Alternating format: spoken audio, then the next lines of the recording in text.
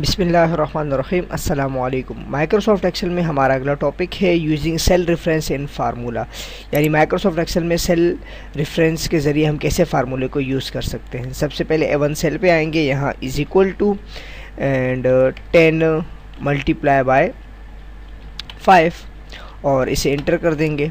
ये हमारे पास यहाँ आंसर आया है। सेकेंड A2 सेल पे आके सेलेक्ट करेंगे A2 सेल को और यहाँ इज़ इक्वल टू A1 यहाँ पे टाइप करेंगे और इंटर कर देंगे। यानी इसमें हमने ये किया कि A1 सेल के अंदर जो भी वैल्यू थी वो A2 सेल में डिस्प्ले हो, तो यहाँ पे A1 सेल की वैल्यू यहाँ पर डिस्प्ले हो गई।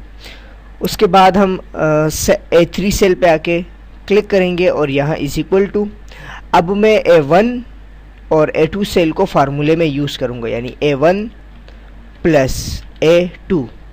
जैसे ही हम इसको सेलेक्ट करते हैं, यहाँ पे जो कलर होगा वो सेम टू सेम उस सेल पे भी नज़र आएगा और यहाँ पे हम इसे इंटर कर देते हैं। इंटर जैसे ही हमने किया तो इसका आंसर हमारे पास 100 आया। आंसर कैसे 100 आया कि A1 सेल में जो हमारे पास लफ्ज़ था, यानी 10 मल्टीप्लाई बाय 5, A1 सेल के अंदर जो वर्ड था और A2 सेल के अंदर जो वैल्यू थी, इन दोनों को आपस में एडिशन करवाया, यानी इनको ऐड किया।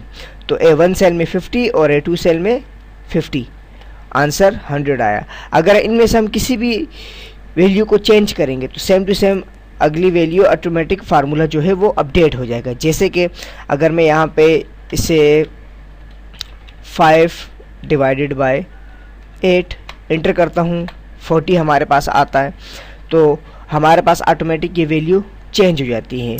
और ये हमारे पास इसलिए चेंज हुआ सेकंड वैल्यू, क्योंकि हमने यहाँ पे टाइप किया था कि इस सेल में हमारे पास A1 की वैल्यू शो हो। और इस माइक्रोसॉफ्ट एक्सेल में हमारे पास एक और मेथड होता है सेल रेफरेंसेस के हवाले से, कि पॉइंट मेथड में हमारे पास सबसे पहले हम यहाँ पे कोई वैल्यू टाइप करेंगे 20 + 30 और अब फिर हम आएंगे C3 सेल में और यहाँ इज़ इक्वल टू करेंगे और इज़ इक्वल टू करने के बाद हम अपना माउस पॉइंटर C1 सेल पे लेकर आएंगे और यहाँ पे आके इसको सेलेक्ट करेंगे। सेलेक्ट करने के बाद इसके गिर्द एक सिलेक्शन आएगी जिसको कहते हैं मार्क क्यू। ये मार्क क्यू आएगा। मार्क क्यू को ख़त्म करने के लिए हम यहाँ पे कोई सिंबल यूज़ करेंगे, मैथमेटिक्स का ऑपरेटर का, यानी मैंने प्लस का सिंबल यूज़ किया। अब यहाँ पे हमारे पास मार्क क्यू ख़त्म हुआ और उसके बाद हम सेकंड सेल सेलेक्ट करेंगे, इस पर भी मार्क क्यू आया और अब हम इसको फार्मूले को अप्लाई करेंगे। फार्मूले को हम जैसे अप्लाई करके ओके करेंगे, हमारे पास इसका आंसर 50 आ जाएगा।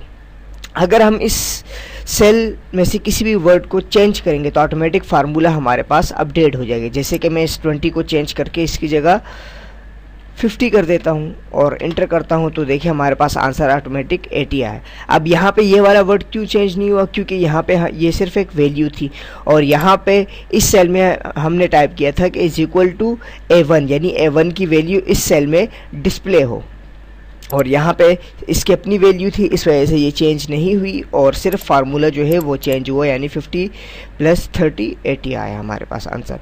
और अगर हम इसको यहाँ 80 टाइप करें, जैसे 50, यहाँ हम 50 + 30 इंटर 80 करेंगे और अब यहाँ से हम कुछ चेंज करेंगे, जैसे कि मैं यहाँ से चेंज कर देता हूँ ये। अब हमारे पास ये वैल्यू 75 जो है वो चेंज हुई, लेकिन ये चेंज नहीं हुई क्योंकि ये हमारे पास आई 50 + 30 को ऐड करने पे हमारे पास 80 आया। और यहाँ पर हमारे पास है कि सेल रेफरेंस, यानी C1 के अंदर जो वैल्यू है उसको प्लस करना है C2 के साथ।